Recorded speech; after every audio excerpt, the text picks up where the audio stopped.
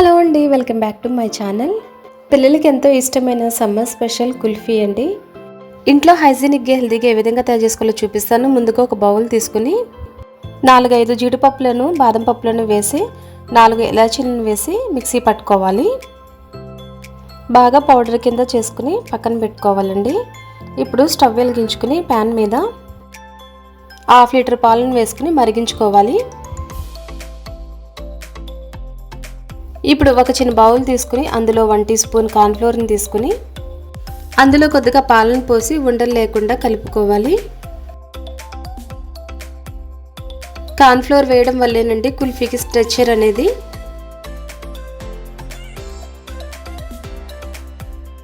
క్రీమీగా కూడా ఉంటుంది. ఇప్పుడు పాలు అనేవి మరిగినాయి కదా, ఇప్పుడు కలుపుతూనే ఉండాలండి అడుగంటకుండా. పాలు అనేవి కలుపుతూ ఉండాలి అడుగంటకుండా. ముందుగా పౌడర్ చేసి పెట్టుకున్న డ్రై ఫ్రూట్స్ మిశ్రమాన్ని వేసి ఒకసారి బాగా కలుపుకోవాలి.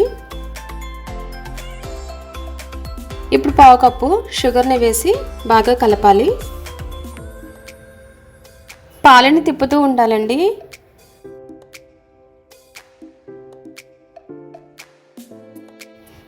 పాలు అనేవి అడుగంటకుండా పొంగకుండా చూసుకోవాలి.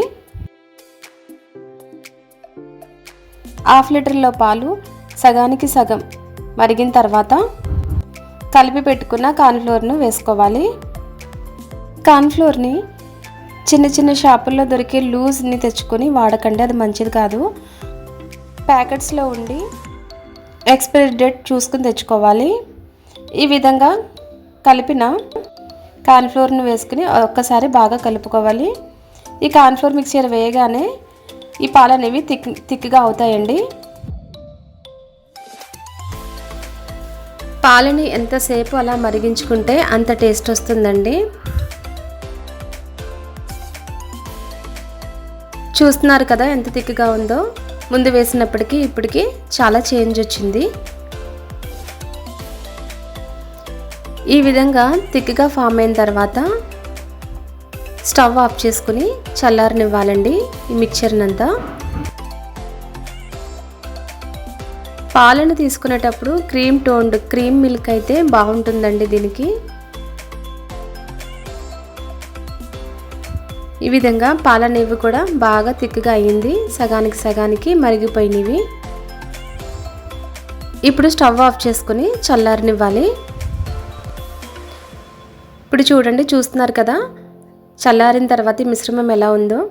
ఇప్పుడు దీన్ని మిక్సీలోకి వేసుకుని ఈ విధంగా గ్రైండ్ చేసుకోవాలి. ఇంత స్మూతీ స్ట్రెచర్ వస్తుందన్నమాట.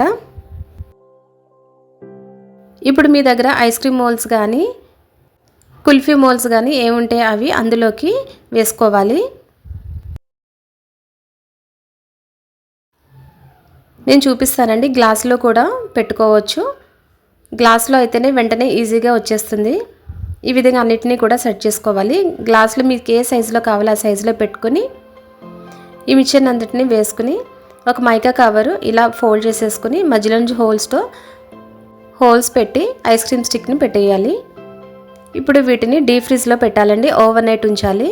ఉంచిన తర్వాత ఒకసారి చూడండి ఐస్ లాగా ఫామ్ అయిందో లేదో. ఐస్ లాగా ఫామ్ అయిన తర్వాత కొద్దిసేపు వాటర్లో పెట్టి ఒక 2 సెకండ్స్ పాటు రొటేట్ చేస్తూ తీస్తే ఈజీగా వచ్చేస్తాయి. వెంటనే లాగేస్తే దానికి ఉన్న స్టిక్ వచ్చేస్తుంది, చూసుకుంటూ తీసుకోవాలి. ఇప్పుడు డ్రై ఫ్రూట్స్తో గార్నిష్ చేసుకుంటే చాలా బాగుంటుందండి. టేస్ట్ మాత్రం చాలా బాగుంది. ఈ విధంగా చేసుకుని ట్రై చేయండి. పిల్లలు మాత్రం బాగా ఎంజాయ్ చేస్తారు. Thanks for watching. Please subscribe my channel.